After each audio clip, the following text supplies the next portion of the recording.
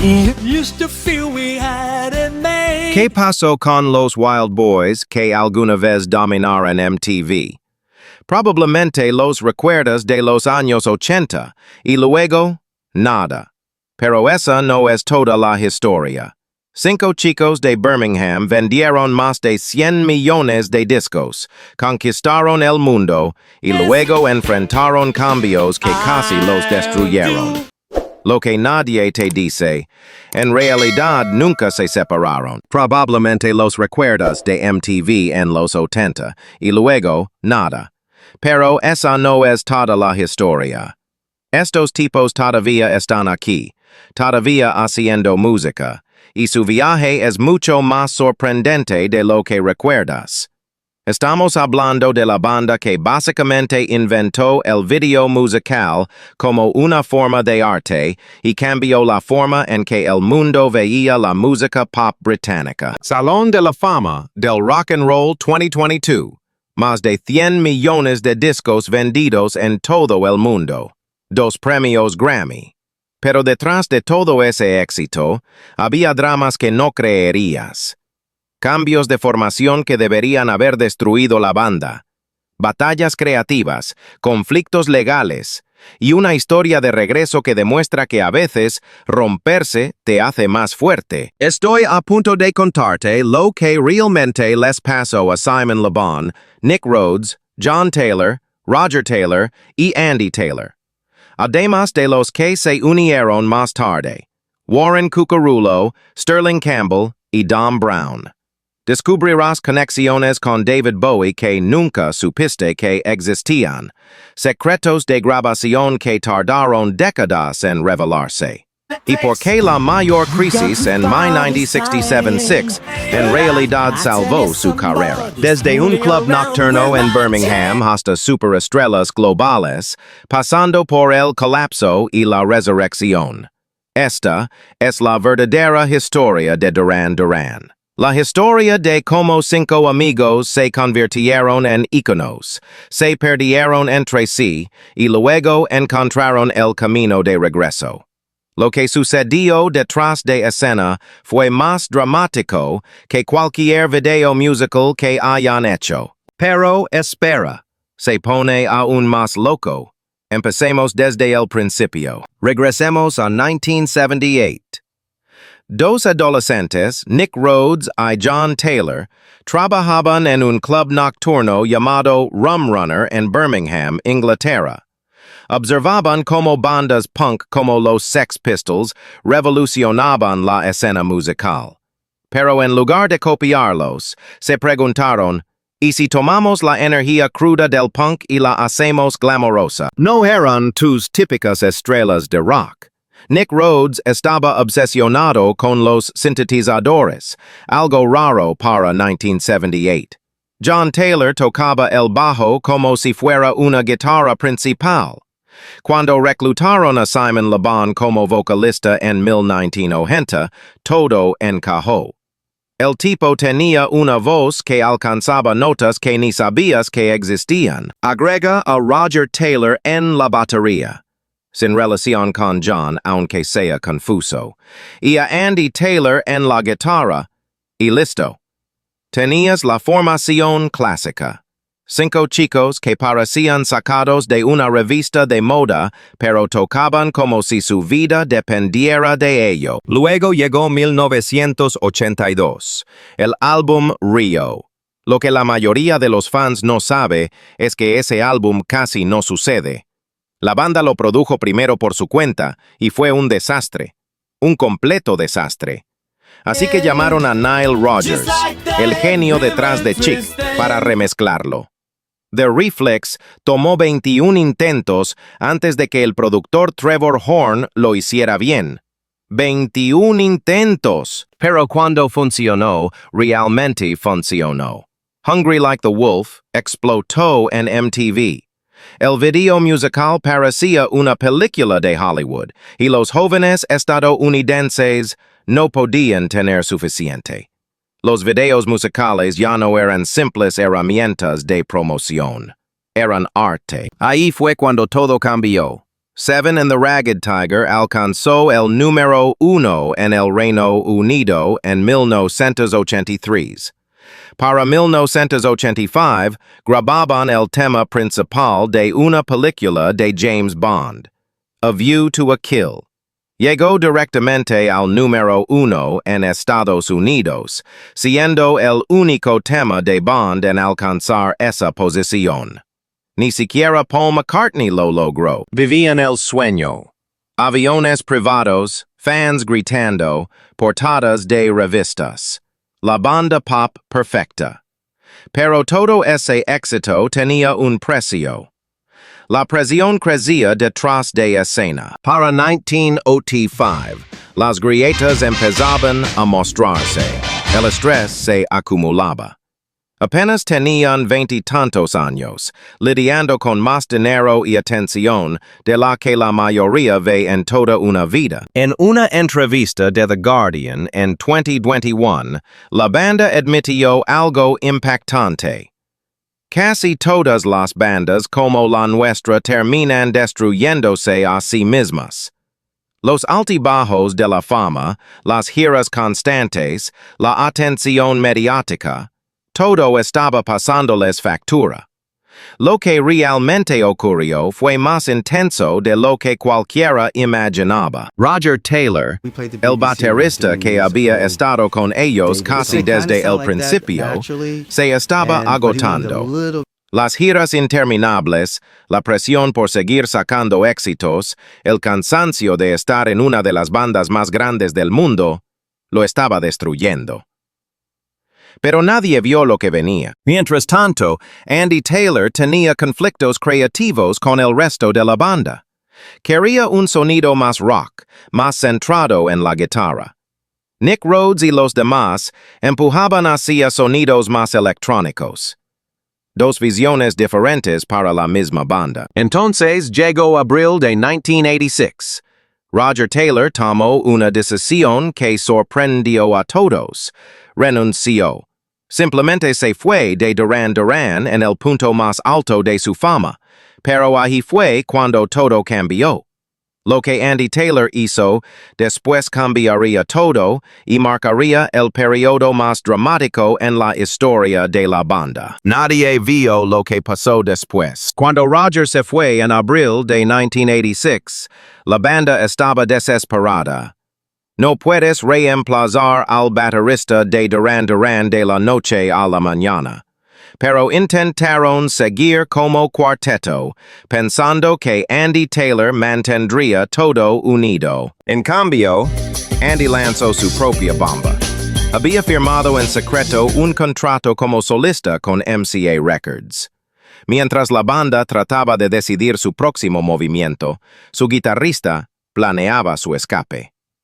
Las tensiones creativas que habían estado hirviendo durante años finalmente explotaron.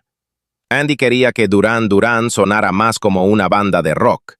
Nick Rhodes, el cerebro musical, los empujaba hacia un sonido electrónico más experimental. La tensión llegó a tal punto que, cuando llegó el momento de grabar el nuevo álbum, literalmente tuvieron que arrastrar a Andy al estudio por presiones legales.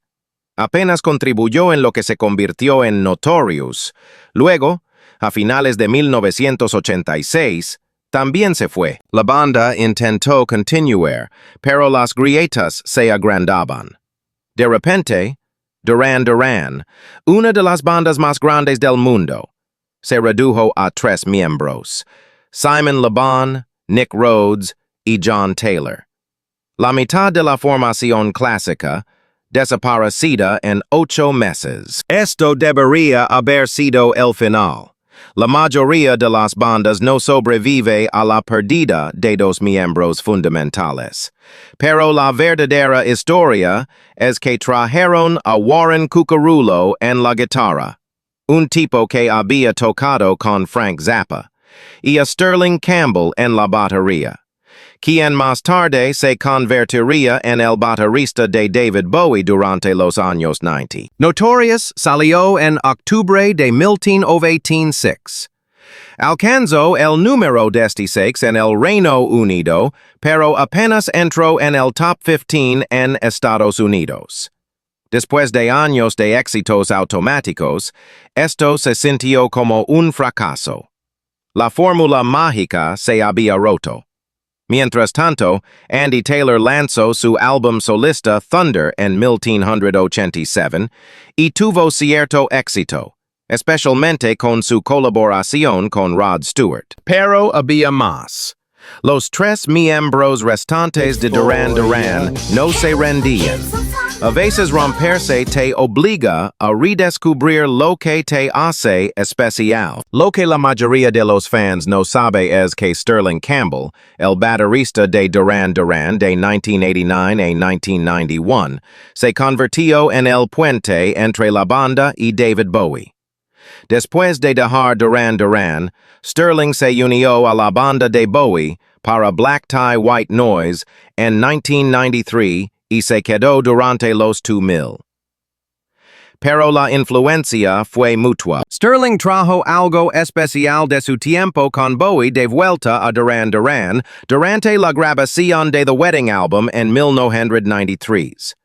¿Recuerdas Come Undone? Esa capa jazz funk, ese sonido diferente, es la influencia de Bowie mezclada con la sensibilidad pop de Duran Duran.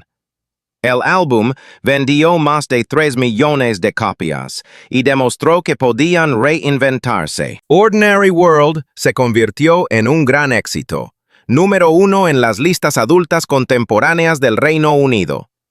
Mostró a un Duran Duran más maduro, enfrentando emociones reales en lugar de simples himnos de fiesta. La canción hablaba de la pérdida, de crecer, de sobrevivir cuando todo a tu alrededor cambia. Bastante apropiado para una banda que había perdido a la mitad de sus miembros. Pero espera, se pone aún más loco. El éxito en los 90 trajo nuevos desafíos.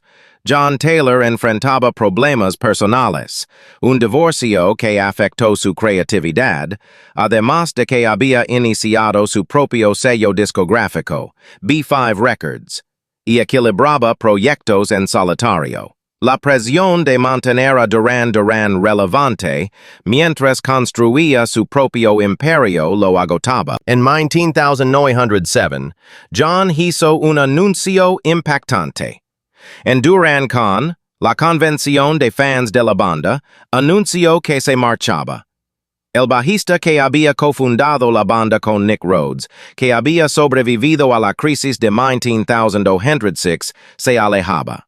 De repente, Duran Duran quedó con solo Simon y Nick, más Warren Cucurulo en la guitarra. Intentaron continuar como trío.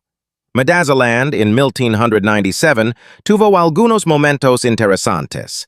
Electric Barbarella fue una de las primeras canciones lanzadas como descarga por internet. Pero sin las líneas de bajo de John, faltaba algo esencial. Pop Trash en 2000 solo alcanzó el puesto 53 en el Reino Unido. Por primera vez en su carrera, Duran Duran sintió que realmente se desvanecía. Los chicos que habían conquistado MTV se convertían en un acto de nostalgia. El 2001 lo cambió todo. John Taylor regresó. No solo John. También convencieron a Andy Taylor de volver. Por primera vez desde 1985, los 5 miembros originales de Duran Duran estaban juntos nuevamente. La reunión no se trataba solo de nostalgia. Estos tipos habían crecido, habían lidiado con sus problemas personales y se dieron cuenta de algo importante. Lo que crearon juntos era más grande que sus egos individuales. El álbum que hicieron, Astronaut en 2004, lo demostró. Alcanzó el número 3 en el Reino Unido y el 17 en Estados Unidos.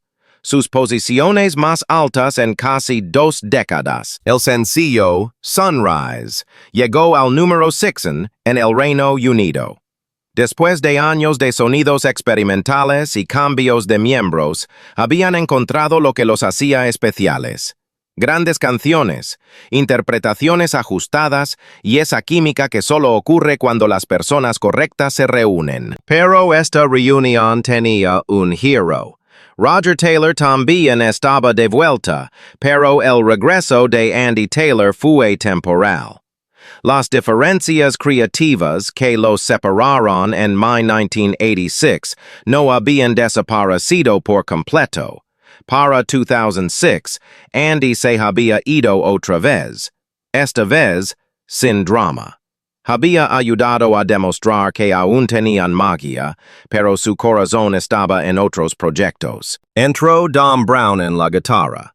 A diferencia de la rotación constante de miembros en los 90s, Dom se convirtió en una parte real de la familia. Ha estado de gira con ellos desde 2001 y se convirtió en miembro oficial en 2006. La formación actual, Simon, Nick, John, Roger y Dom, ha sido estable durante casi 20 años, más que algunas versiones clásicas de los 80. Siguieron evolucionando. All You Need Is Now en 2010 fue producido por Mark Ronson y recordó a todos por qué estos chicos importaban. Paper Gods en 2015 contó con colaboraciones con artistas como Janelle Monáe.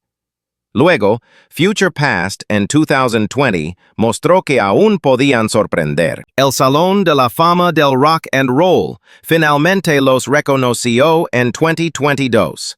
Robert Downey Jr. los introdujo después de 44 años de carrera.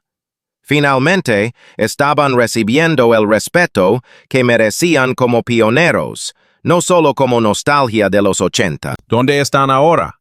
Los 5 miembros originales siguen vivos y haciendo música, aunque sus caminos tomaron direcciones diferentes. Simon Le Bon, ahora con 67 años, aún vive en Londres y sigue siendo la voz de Duran Duran. Está casado con la modelo Jasmine Le Bon, y después de todos estos años, su voz sigue alcanzando esas notas altas. Nick Rhodes, de 63, también vive en Londres. Sigue siendo el mago de los teclados y el cerebro visual del estilo de la banda. John Taylor, D65, se mudó a Los Ángeles y se ha convertido en la conexión estadounidense de la banda. Lanzó un álbum en solitario llamado Retribution en 2020 y se mantiene activo en redes sociales, conectado con los fans. Roger Taylor, también de 65, regresó a Birmingham, pero nunca dejó de tocar. Es el callado, pero sigue siendo el corazón del ritmo del grupo. Dom Brown, de 53, ha sido su guitarrista de gira desde 2001 y aporta una energía fresca que mantiene a la banda actualizada. Tiene proyectos paralelos, pero Duran Duran es su enfoque principal. Andy Taylor. Aquí la historia se vuelve emotiva.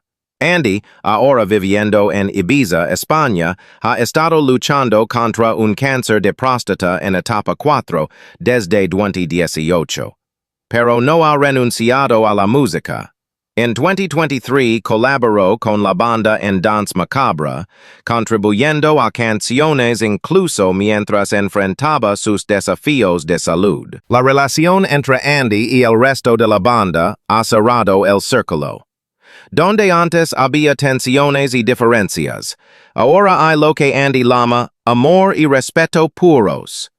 Todos han madurado, han superado sus problemas y se han dado cuenta de que la vida es demasiado corta para rencores viejos. Warren Cucurulo, quien tocó con ellos durante los 90, también participó en Danse Macabre. Fue como una reunión familiar. Todas las piezas de la historia de Duran Duran reuniéndose una vez más. Siguen de gira. Las fechas de 2025 incluyen conciertos en Europa y Norteamérica. A sus edades, todos en sus 60, podrían retirarse fácilmente y vivir de su legado, pero no están listos para detenerse. Como dijo John Taylor en una entrevista reciente, se suponía que esto era un juego para jóvenes, pero aquí seguimos. Desde el Club Rum Runner hasta el Salón de la Fama del Rock and Roll, esa es la verdadera historia de Duran Duran. No solo otra banda de los agentes que se quemó y desapareció, sino sobrevivientes que demostraron que el verdadero arte sobrevive a las modas. Su influencia está en todas partes hoy. Lady Gaga reconoce su teatralidad e innovación visual. Brandon Flowers de The Killers admite que moldearon su enfoque del pop rock. Arctic Monkeys aprendieron de su equilibrio entre ser accesibles y experimentales. Incluso las estrellas de TikTok de hoy usan técnicas que Duran Duran perfeccionó en sus videos de MTV. Vendieron más de 100 millones de discos, pero lo más importante es que demostraron que se puede ser inteligente y popular, experimental y comercial, británico y global. Sobrevivieron a cambios de formación que habrían destruido a la mayoría de las bandas. Se adaptaron a nuevas décadas sin perder lo que los hacía especiales. Los Wild Boys demostraron que las leyendas no se desvanecen, evolucionan. De pioneros del New Wave a veteranos del rock, nunca dejaron de avanzar. Incluso la batalla de salud de Andy Taylor muestra su resiliencia. En lugar de dejar que terminara la historia, la transformaron en otro capítulo de colaboración y respeto mutuo. ¿Qué era de Duran Duran significó más para ti? ¿Fueron esos primeros videos de MTV los que captaron tu atención? ¿Los años experimentales de los 90 cuando demostraban que eran más que rostros bonitos? ¿O tal vez las giras de reunión donde viste a la alineación clásica nuevamente? ¿Y qué te sorprendió más? ¿El éxito en solitario de Andy Taylor y su eventual regreso? ¿La salida y regreso de John Taylor? ¿O la contribución de Warren Cucurulo en los años de transición? Deja un comentario abajo y cuéntame.